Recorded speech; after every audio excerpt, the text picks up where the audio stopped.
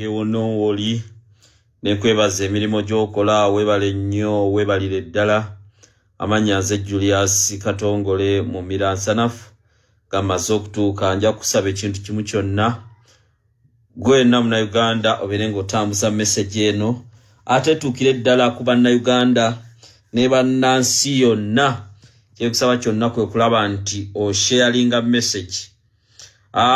Fena tukimanyi bulungi omulimo gwe tuliko n'ensonga gye tuliko kwe kulaba nti nyaffe Uganda tumununula ensi yaffe tuginunula tujja mu mikono gy'abamusibira bwa basedduvu butto abawambye eggwanga lino abalifudde ekyesittaza abali mu kutulugunya Bannayuganda abali mu kubabaka ettaka abasibye bannaffe mu makomera kati ng'essaawa zino tulinayo n'abasibe abalwadde nga bali mu makomera tebalina musango ba Edi Mutwe Waiswa Mufumbiro Dolini Kaija Sauda Madada Olivia Lutaya ba Bobby Giant n'abalala nga bateekebwa mu makomera tetulema kkowa kubanja basiba abo naye nga kikwewunyisa mu ggwanga Uganda bannabyabufuzi bangi bavudde ku mulamwa abakulembeze bangi beerabidde omulimu omukulu gwe tulina okukola okununula eggwanga Uganda.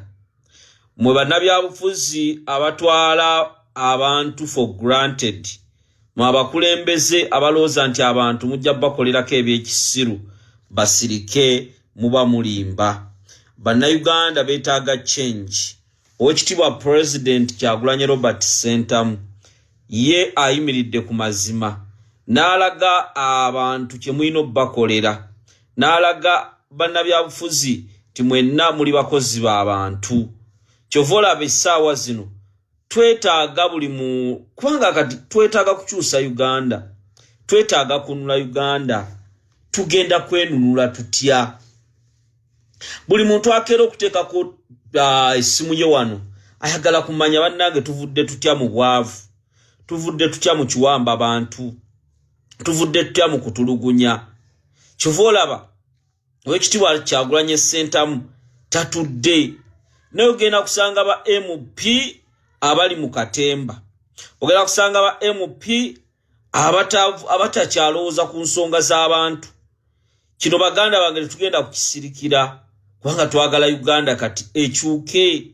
twagala ensi yaffe ekyuke abantu okunyigirizibwa ku balimu kukome wenjogerera baganda baffe bangi bali mu makomera tebamanyi lwe bagenda kudda nga basemba okujja mu kooti mwaka guli mwaka giri naye nga ffe abalina okuyimirirawo twogere ensonga eziruma abantu. Bannayuganda bwe baba tukutta obuyinza ne babukwesigisa oba oli MP oba oli ani Bannayuganda bawe ekitiibwa abantu abakulonze bawe ekitiibwa okulaba nti twagala essaawa zino omukulembeze waffe tuli mu kutegeka akomawo. Dalitano His Excellency Robert Kyagulanyi Ssentamu President yaligambye nti nze kambiveeko kanzire eno mbyesonyiwe naye omukulembeze agamba nzira Uganda ale kitiyinza n'obbewunyisa nga munaku sizaawala kubanga ye ayagala Uganda ekyuke naye baali nabo mu revolution bangi ebigendwa byabwe abamu batandise okulaba nga tebiri ku mulamwa gwa nkyukakyuka. Munnayuganda olina okubeera steadfast. Munnayuganda tolina kutya. Naye ba politicians abasinga abaagala okuva ku mulamwa gwa Bannayuganda abamu nazze ne mbagamba omusajja agenda kwerayiza wiiki ejja nammwe mugenda kulayira wiiki ejja naye temutegeka bivulu bangi mutegese bivulu mugenda kutta nte bangi mulinga abalaga nti ebintu byakola ki byatereera ebintu tebinnatereera abantu balina ekintu ku mutima temulowooza nti Bannayuganda bwe mubalaba abamu mulowooza biki nedda abantu balina ekintu ku mutima nga beetaaga solution balina ekizibu ku mutima. Bannayuganda omuntu abafuze emyaka 4 5 kati agena myaka 5 nga yabafuga. Essaawa zino Bannayuganda abo bonna essuubi balitunulidde mu bakulembeze. Gw'omukulembeze yenna ng'okimanya oli kumaanyi g'abantu toyina 11 kye wateekamu. Toyina ssente nemu gye wateekamu. Abo ababooda, abo abatakisi, abantu bo wansi boolaba baakulonda okiikirira ebizibu byabwe. Nga bwe banaalonda buli muntu mujja mu nnyumba oba eno nnyumba eri. Bannabyabufuzi abamusirikira mu budde obutalina kusirikibwamu. Obudde obwalirwaniridde ensonga z'Abannayuganda. Obudde obwalirwaniridde ensonga z'abantu. Kubanga abantu be bakama baffe. Mu revolution abantu tulina batwala nga ba muwendo nnyo. Abantu be bakama baffe, the people. The people. Buliro abantu abamu mubazanyisa omukisa gujja abantu ne babeesiga. Abamu ne mulowooza nti abantu baganda bammwe. Naye abantu abo kasita beekyanga baba bakoze eki? Beekyanze. So, buli munnabyabufuzi ali eyo muve mu muzannyo. Akaseera ke tuli musika muzannyo. Owekitiibwa Kyagulanyi. Bangi mugenda mukutula emitima. Mukutula omutima. Bangi mugenda bukutula president omutima. Lwakuva ku nsonga z'Abannayuganda. Tetugenda kutuula tusirike. Kubanga eggwanga lyaffe lirina okununulwa. Gwe politician afunye omukisa n'ofuna kaadi ya NUP. Ne bagamba okwate kaadi. Babeetaaga okuwulira ng'oyimiridde ku nsonga ovuddeyo oyogedde ku nsonga z'abantu. Muleme kufuula Bannayuganda nti basiru. Muleme kufuula Bannayuganda nti tebategeera. Bannayuganda balaba. Bannayuganda bamanyi. Tulaba ebintu bingi ebigenda mu maaso mu ggwanga lyaffe. Tulaba ebintu bingi. We twogerera Speaker Parliament Anita Amongi yaguze emmotoka 3.5 billions.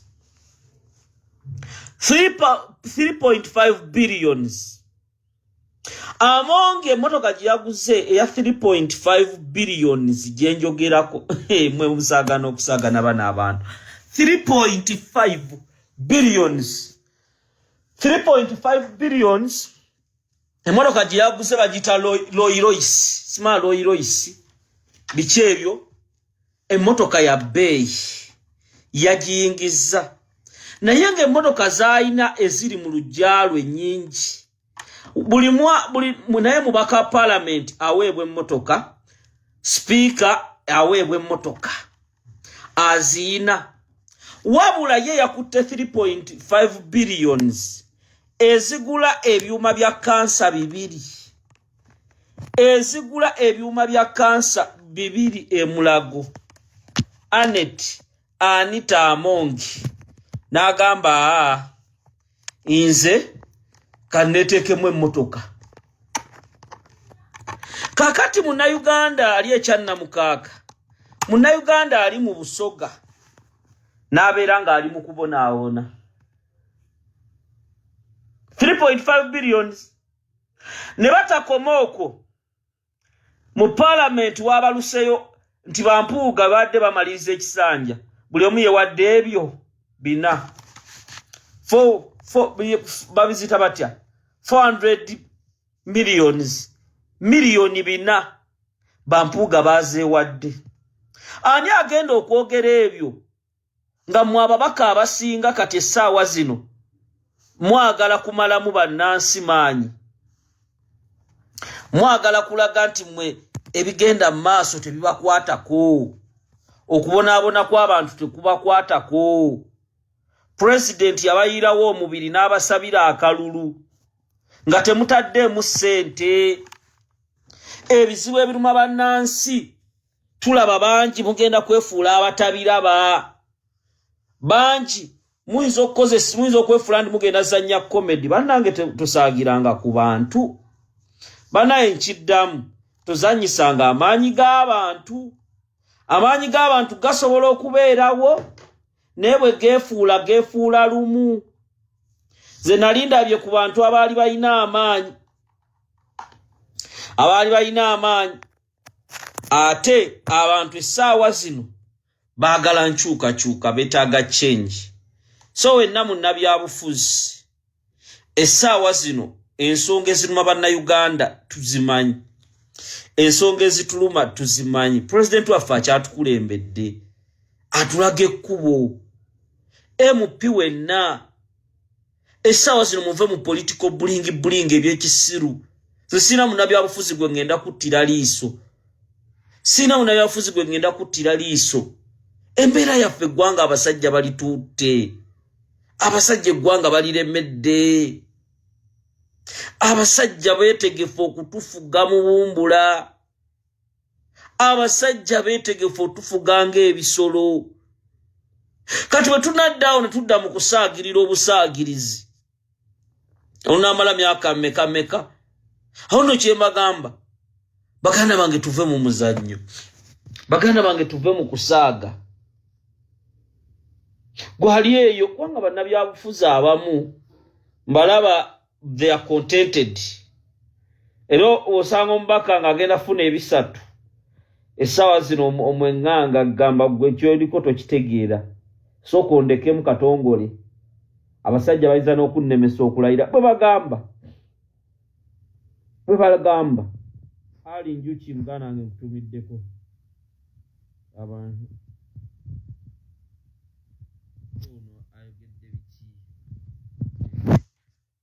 so tulina okubeera sitede bakadde bange ensonga z'eggwanga omukulembeze agenda kudda mu ggwanga agenda kubeera ng'akomawo okulaba ntunula eggwanga lyaffe Uganda era tetwetaaga kwekubagiza tetwetaaga kukola saagala saawulidde saagala saategedde essaawa yonna pulezidenti w'abantu pulezidenti omulonde pulezidenti eyalondebwa bannayuganda obukadde 7 n'omusobyo alangiridde nti akomawo mu ggwanga lye ery'e Uganda n'abagala okwerayiza era nabo bateekateeka ng'ennaku z'omwezi 12 omwezi guno gwennyini naye yabagambye nti baddembe okwerayiza kubanga bye balayira byabwe ffe tebitukwatako era tetusobola bagaana kulayira kubanga ne baali babba akalulu tetwabagaana kukabba naye n'abagamba nti ye mukomawo kwe akomawo mu bitiibwa ebijjudde nga pulezidenti omulonde kitegeeza ki kino oyinza okimbuuza naye naawe sigala ng'okifumiitirizaako akugambye nti nva mu Amerika nkomawo naye nkomerawo mu bitiibwa ebijjuvu ebya pulezidenti omulonde jjukira 2021 yawangula naye yali akyayinamu ensowole yali akyayina ebyokwetegereza bingi era n'akireka kigende nga bwe kiri kati ku mulundi guno agamba nti amaze okwetegereza abantu era n'asalawo akomewo mu ggwanga lye akole emirimu egyamuweebwa bannayuganda abaakera ne balonda akalulu kaabwe wabula waliwo ba MP nga nabo beeteeseteese okulayira ate mu gavumenti eya Nakyemalira nga ffe tuwakanya obukulembeze bwa Nakyemalira abakulembeze ba National Unity Platform ku mitendera egy'enjawulo nabo bagamba nti beetegese bagenda kulayira kati tetumanyi balayira baweereze mu gavumenti ya Nakyemalira agenda okwerayiza oba balayira baweereze mu gavumenti ya Robert Kyagulanyi Ssentamu akomawo mu bitiibwa ebijjudde nga pulezidenti omulonde tunaabiwulira kubanga buli muntu n'endowooza ye ate tosobola giwakanya abagala okwerayiza abagala okulayirira ku mwami Museveni muli baddembe naye mukimanye nti essaawa yonna waliwo by elections ku babaka ba National Unity Platform abaawangula ebitundu ebyenjawulo ne bazannyira mu kalulu kaabwe oyinza okwerayiza okole ne mwami Museveni ne weekanga nga ggwe omu ate ku bagenda okusuubwa paalamenti eya Robert Kyagulanyi Ssentamu nga ye pulezidenti. Nanti yagamba nti mukole bye mukola, ffe tunaabaawulira ku bikolwa byammwe.